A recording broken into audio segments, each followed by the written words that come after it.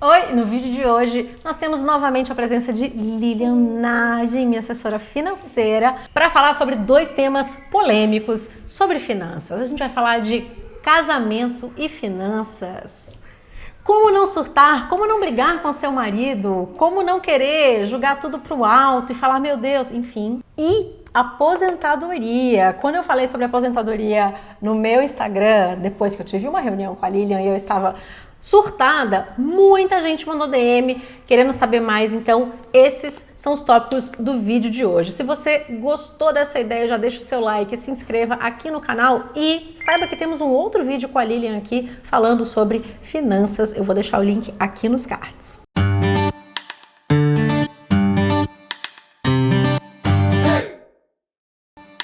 Muito bem, casamento e finanças. Essa pergunta sempre aparece quando, às vezes eu abro caixinha, às vezes eu falo, vamos responder perguntas sobre relacionamento e tal. Sempre aparece Lu, qual é o melhor? É conta conjunta? A primeira coisa que eu tenho a dizer sobre isso é, todas as opções têm aspectos positivos e aspectos negativos. Existem algumas pessoas que até já dão um conselho assim, né? Essa é a melhor opção. Mas eu acho que a gente sempre tem que levar em consideração a realidade do casal. Então isso eu faço nas minhas assessorias. Cada pessoa que eu atendo, ela lida de uma forma diferente. É claro que a gente vai tentar otimizar, mas a gente tem que levar isso em consideração. A gente pode dividir em mais ou menos 3 tipos, tá? O primeiro que eu chamo de roommate, que é aquele casal que tem as finanças basicamente totalmente separadas, né? Então eles dividem ali meio a meio as contas da casa. É uma estrutura que favorece muito assim, não dá muito conflito, né? Que cada um tem lá suas contas, cada um leva a sua vida financeira nesse sentido, mas é uma estrutura também que você não se beneficia da opção que ser casal dá. Uma das coisas, né, do ponto de vista financeiro, né, não vou falar de casamento, mas do ponto de vista financeiro, uma das maiores vantagens do casal é essa posição de um ser apoio do outro. Com certeza vocês conhecem casais que uma vez um estava ganhando mais, estava numa situação melhor, depois o outro estava ganhando mais, estava numa situação melhor, um ficou sem trabalhar e o outro segurou a barra, né? Sim. Então tem alguns passos na vida que eles exigem esse apoio. E quando você é casal, é muito bom poder fazer isso um pelo outro. Sim. Então, no roommate, isso não vai acontecer. A segunda posição é uma posição de meio a meio equilíbrio, assim. Então, é uma que eles indicam muito, que é cada um paga meio proporcional ao que ganha, né? Quando você faz isso, você tem um pouco o benefício, então, de um sustentar um lado para o outro poder ganhar, mas ainda cada um tem a sua liberdade, assim, vamos dizer, para poder, gastar o seu próprio dinheiro como quiser, né? E a terceira opção, que é a opção que eu falo assim, tudo junto, misturado, né? Que é quando não existe essa separação entre o dinheiro de cada um. É tudo junto e cada um, a família vai vivendo dessa forma. Nessa última situação, que também pode ser muito benéfica, o importante a relação tem que estar muito madura, né? No sentido assim, o casal tem que estar muito conversado sobre quais são os objetivos deles, aonde que eles querem chegar, o que é importante, o que é prioridade, e tem que existir uma confiança também de que o outro tem uma capacidade para decidir sobre os gastos que ele vai ter. Então são essas 3 opções e a gente vai, escolher a que faz sentido e às vezes o que faz sentido no momento também. Às vezes você pode começar num cenário, pode mudar e depois também, ir evoluindo, ou ir melhorando, ou mudar, enfim. Agora, sabe uma coisa que eu sempre falo quando me perguntam sobre isso? É que eu acho que isso precisa ser conversado antes de um casamento ou de morar junto, uma coisa assim. Porque às vezes, eu acho que a gente tem uma ideia muito romântica do que é um casamento e esquece da parte, sei lá, né, que é meio prática, que uma prática, que é meio que uma sociedade de vida, né, assim, beleza, vamos viver junto, então a gente vai dividir tudo junto, isso quer dizer decisões, sonhos, planos, né, e finanças. E eu acho que as pessoas muitas vezes não param pra pensar nisso, não é todo mundo que faz isso antes do casamento e aí depois casa e, tipo assim, começa a ter ali alguns conflitos. Eu brinco assim, o que você fez no período de namoro, né? Você só saiu, passeou e tal, mas é que tem que conversar. Só foi no cinema. Tem coisa, a fase do namoro, ela serve pra isso também, né? Do namoro e do noivado, pra gente entender se as visões, né, se os objetivos, eles estão atrelados, né? Então isso com certeza, até assim, objetivo de vida, né? Aonde que se quer chegar, Onde que você quer chegar profissionalmente, individualmente, pessoalmente, financeiramente? Isso tudo interfere não só nas finanças, mas em todos os outros aspectos. Sim. Mas essa conversa ela é muito importante. E às vezes tem esse tabu com o dinheiro, né? Que não se pode falar de dinheiro. E esse é um outro ponto que eu acho importante também, que é a gente precisa fazer uma autoanálise de entender quais são os conceitos que estão embasando as nossas ações. Qual que é o seu conceito de casamento? Porque às vezes a gente tem um conceito que é dessa forma, mas na sua relação é diferente, né? Você confia. Então, acho que essas coisas, né, vou dizer assim, base, elas que vão impactar depois. Não adianta eu falar assim, faz junto, faz separado. Porque esses conceitos que a gente tem é o que mais vai impactar em como que as coisas vão avançar. Tem que conversar. Conversa, gente. Essa é a conclusão. Vamos falar então de aposentadoria? Vamos. Que é um tema que eu acho difícil porque, primeiro, né, gente, é um futuro longe, né? E é um futuro que, pelo menos na minha geração, né? Eu via meu pai sempre trabalhou numa empresa, aí pagava uma aposentadoria privada, aposentou, tem aposentadoria, tipo assim, era uma coisa muito linear, eu diria. Sei lá, 36 anos trabalhando no mesmo lugar e tal. E hoje em dia, a nossa vida não é assim. Não. Mesmo pessoas que estão aí, né, no mercado corporativo, a gente vê reportagens de que as pessoas, né, ficam 2 anos, 3 anos numa empresa e depois vão para a próxima. Então, é muito diferente hoje, né, a maneira como as carreiras são construídas, como os profissionais estão agindo, e isso vai impactar também na aposentadoria no planejamento futuro. E tem também essa história de que, assim, a Previdência dá um certo medo. Vamos falar. Eu gosto de contextualizar pra gente entender que a nossa geração e a geração que, né, tá vindo depois da gente, ela tá vivendo uma situação muito nova nesse sentido. Pensa na sua vovó, né? A sua vovozinha, ela tinha um padrão de consumo super mais baixo que o seu, normalmente, né? Assim, no geral. Ela tinha lá, uns 10 filhos. Acho que quem tinha pouco tinha 4, 5, 6, sei lá, né? E ela tinha ali uma previdência que podia ajudar. Então, normalmente, o que acontece? Ela ganhava lá o valor da previdência e ela tinha... Cada filho dava uns R$200 e bancou a vovó, né? Era exatamente assim na casa dos meus pais. Os nossos pais têm uma previdência também que consegue, né, bancar muito. Tem um padrão de vida normalmente acima do da vovó, né? E tem ali alguns filhos que também conseguem ajudar de alguma forma, né? E aí vem a nossa geração. O que acontece com a nossa geração? Primeiro, um padrão de consumo muito acima. Então, normalmente a gente tem um padrão ou igual ou acima dos nossos pais, né? Filho para bancar, a gente não tem ideia. Se a gente tiver né? Hoje em dia, 1, 2 já é. Então, já complica também pro filho. A pessoa tem 4 filhos, você olha pra ela assim... Às vezes eu chego com 2 no supermercado e o pessoal fala, nossa, como é que você dá com o filho? Gente, sou 2, qual que é o problema? E a questão da previdência, vou explicar o que acontece. A gente tem um negócio chamado pirâmide populacional. Quantas pessoas a gente tem em cada faixa etária, né? Então, primeiro começa aqui 0 a 5 anos, você vai fazendo tipo uma pirâmide mesmo. Normalmente você tem mais crianças do que idosos, tá? O que tá acontecendo com a nossa pirâmide? Ela tá fazendo assim. Menina tendo filho, tem menos crianças e a gente está vivendo mais também. Então, hoje, a gente tem 6 pessoas trabalhando para cada aposentado. Daqui a uns 25 anos, quando a gente estiver aposentando, a gente vai ter 2 pessoas trabalhando para cada aposentado. Pode mudar um pouquinho que, sei lá, a gente vai trabalhar até um pouco mais tarde, mas a perspectiva é mais ou menos essa. Quando a gente vai para a Previdência Pública, né, o INSS, o dinheiro que você coloca lá hoje, ele não tá lá guardadinho para você. Ele está sendo usado para as pessoas que estão aposentadas hoje. Com a promessa de que quando você for aposentar, as pessoas que estiverem trabalhando naquela época... Vão pagar. Agora, como é que essas 2 pessoas vão te pagar? É uma questão, sabe? Assim, aí o pessoal fica nessa discussão, a Previdência vai quebrar, não vai quebrar? A grande questão é, ela não precisa quebrar. Ela não precisa chegar nesse ponto de falar assim, não vou pagar mais ninguém. A gente tem uma coisa chamada inflação, né? Que é o quê? O aumento do preço dos produtos ao longo do tempo. A inflação vai meio que comendo o nosso dinheiro. Sim. Porque se eu ganho hoje R$5.000 e compro X coisas com R$5.000, se essas coisas começam a valer 2x e eu ganho os mesmos 5.000, eu consigo comprar só metade, tá? O teto do INSS está aqui, né? O que eu vou ganhar quando eu aposentar. A inflação está subindo. Se o teto do INSS fica parado, de repente o que eu vou ganhar é muito pouco.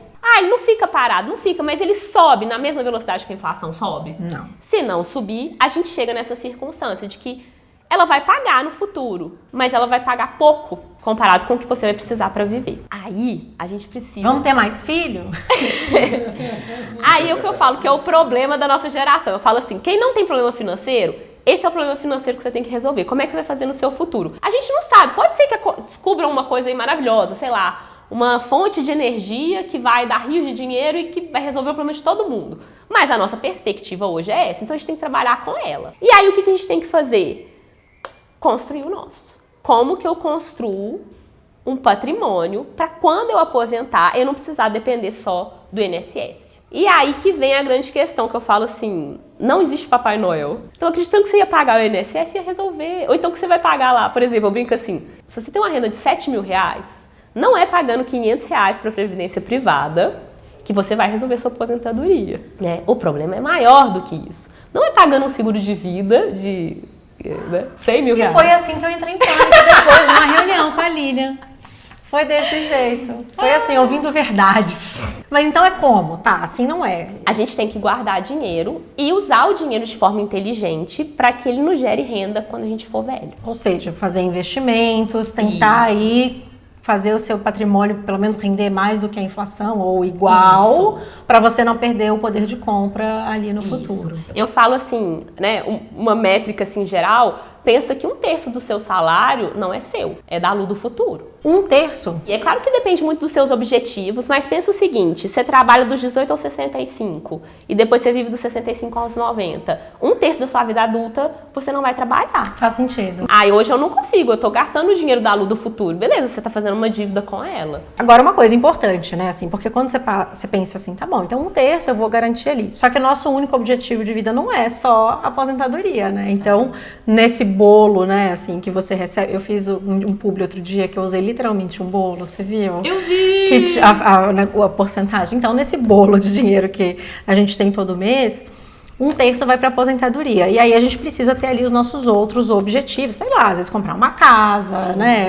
Enfim, ter uma reserva de emergência para a gente poder ali definir o nosso orçamento. Tem um ponto importante, que é o seguinte, às vezes quando a gente fala isso, a pessoa vai olhar lá pro orçamento dela, que ela não consegue poupar, sei lá, 10% e vai falar assim, gente... Loucas. Não tem a mínima As pessoas vão pra internet e falam abobrinhas. Não tem a mínima. Ou então fala assim, mas eu ganho muito pouco, eu não consigo fazer isso. Não é um problema que a gente vai resolver de imediato, né? É um problema, por exemplo, que eu durmo e acordo pensando que eu tenho, aspas, problema para resolver, né? É um problema pra gente resolver no longo prazo. Então, só de você saber isso, já muda a sua perspectiva em relação a como você vai se colocar. Então, quando eu olho assim, hoje eu ganho X, eu tô cobrindo só o que eu preciso para viver. Então, peraí, então o que eu vou fazer? Eu vou me capacitar para mudar de profissão, eu vou fazer um empreendimento extra, eu tenho que encontrar essas soluções, elas não precisam ser imediatas, a gente tem tempo, felizmente a gente tem 20, 30 anos aí para poder encaminhar, mas a gente tem que estar com isso na mente. Sim, e isso também ajuda você a tomar decisões, por exemplo, sei lá, a pessoa teve uma promoção no trabalho, né? E aí ao invés de mudar o padrão de vida, ela fala... Agora eu vou garantir ali aquela renda do futuro, né? Eu acho que te ajuda a tomar decisões que vão impactar bastante, né? Tem um programa nos Estados Unidos que chama Save More Tomorrow, poupe mais no futuro. E é exatamente isso, porque lá é muito comum eles terem previdência corporativa, né? Então você trabalha na empresa e a empresa já guarda o dinheiro para você. E aí eles fizeram um programa que é o seguinte, a pessoa responde, quando você tiver uma promoção, quanto a mais você vai querer poupar? A pessoa determina antes. E esse é um ótimo momento para você começar a poupar. Por quê? Abaixar o padrão de consumo é uma coisa que é muito dolorida. Agora, diminuir menos, subir menos o padrão de consumo não é tanto. Então pensa assim, eu ganho, sei lá, 3 mil reais. Vou ganhar 5. Nossa, vai subir demais. Beleza, se hoje eu não consigo poupar nada, vamos fazer o seguinte, eu guardo 1.000 e vou subindo 1.000 no meu padrão. Então eu tenho a sensação de prazer presente e eu ainda consigo poupar para o futuro. Então esses momentos são momentos muito críticos, porque depois que a gente cria um novo padrão de consumo... É difícil voltar. É super difícil. O comentário que eu mais recebo, né, nos meus formulários de assessoria é assim, eu ganho bem, mas não consigo poupar, mas não sobra dinheiro. Então na hora que o padrão for subir, é a melhor hora para você falar, peraí, quanto que eu vou poupar e quanto que eu vou aumentar também no meu padrão. Tem uma expressão que eles falam, né, tipo, de viver um degrau abaixo, né, assim, de nunca... Nunca tá no limite, que é a coisa mais inteligente, né, assim, a se fazer nessa hora que você consegue ter esse respiro, né, porque realmente quando você tá ali dentro daquele valor que você tá habituado, você não consegue dar um passo para trás. Eu falo que a poupança, mesmo que ela seja um pouco, ela é muito importante. Primeiro, para a mentalidade. Para você não ter a mentalidade que você gasta tudo. E segundo, que muitas vezes essa poupança pequenininha, ela é o que vai te permitir mudar de patamar do ponto de vista de renda. Aquele dinheiro que você vai conseguir pagar um curso que você vai fazer que vai aumentar a sua renda, ou que vai fazer você sair do seu emprego e seguir o seu trabalho de forma autônoma, né? Então, mesmo que seja um dinheiro, você fala assim, isso aqui não vai resolver a minha aposentadoria, mas isso daqui pode ser um fator que, se bem aplicado, ele vai me alavancar para eu conseguir chegar mais para frente. Investir em algum bem que te traga algum retorno financeiro. Sim. Né? Tipo, para você trabalhar. Uma coisa comum que eu ouço as pessoas falando, né, quando a gente vai falar de aposentadoria, é assim, mas eu não sei se eu vou estar viva amanhã. E se eu morrer amanhã? Melhor eu gastar tudo hoje, né? Vai que eu não vou estar vivo. E assim, primeiro que estatisticamente, a maior probabilidade é você estar vivo, né? E segundo, é tão melhor estar preparado, né? Se acontecer alguma coisa lá na frente, eu posso estar mais preparado ou não estar preparado. E sempre se eu estiver mais preparado, eu tenho mais opções, eu posso ter resultados melhores, né? Viver dessa forma, né? Com mais tranquilidade, com mais segurança, sendo generoso com o meu ser do futuro, muda completamente a forma como a gente vive e como a gente se sente também ao longo da nossa vida. E eu acho também assim, primeiro, poxa, a gente tem que ser otimista, né? É isso, não, é pelo menos 90 e vamos trabalhar para isso em todos os sentidos, guardando dinheiro, fazendo exercício, comendo direito, gostando da vida que você está criando para você. Tem a história também de pensar, né, no dinheiro como um facilitador, né? Que é isso, para mim você tem mais opções quando você tem ali uma reserva, você tem para onde correr, você tem mais possibilidades que o dinheiro proporciona, assim. E assim, aquelas, né, eu ia completar com, e isso não tem preço, eu não queria falar mais. Mas é uma tranquilidade mesmo, né, que a gente ganha falando disso. E isso é uma coisa que, por exemplo, eu falei, né, assim, já que eu tinha muito medo de lidar com o dinheiro, sabe? Eu sei que em muitos momentos eu tenho comportamentos que, né, podem aí sempre melhorar. Esse vídeo vai me fazer muito bem nessa véspera aí de Natal e etc. Perder esse medo, eu acho que é essencial para se sentir, acho que até mais no controle da vida, sabe? Assim, que as coisas não são mais tão...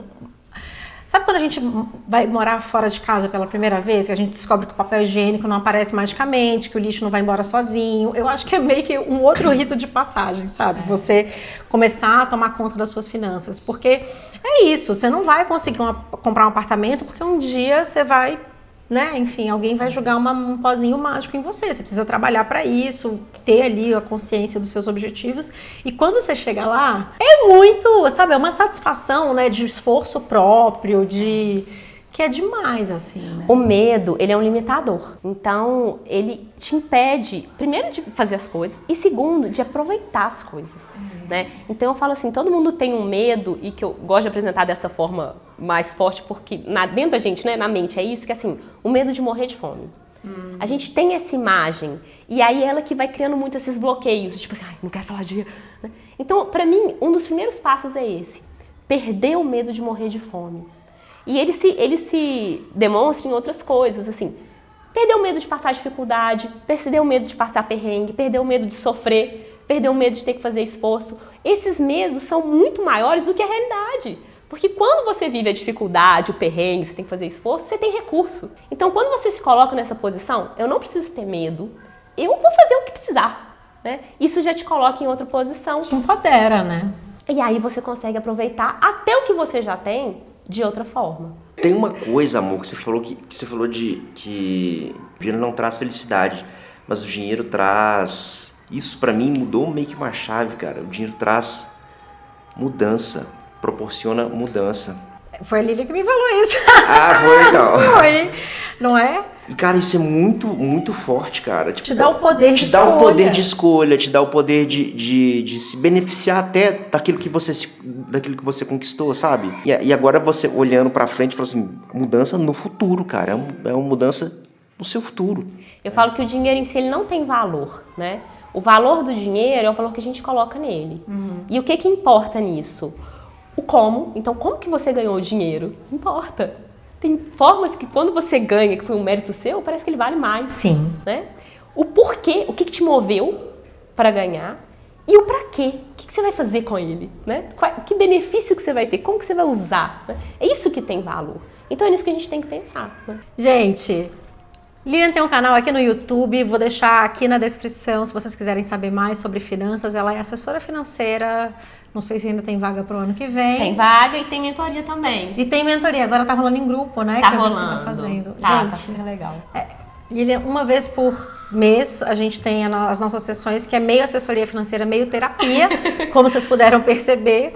E eu espero que esses vídeos tenham ajudado vocês de alguma maneira a pensar num 2023 aí, que vocês tenham, né, mais segurança nas decisões financeiras que vocês tomem, ou que vocês se imaginem tomando decisões mais certeiras para garantir aí um futuro mais tranquilo. Se você gostou desse vídeo, deixe seu like, compartilhe com os amigos. Um beijo, até a próxima!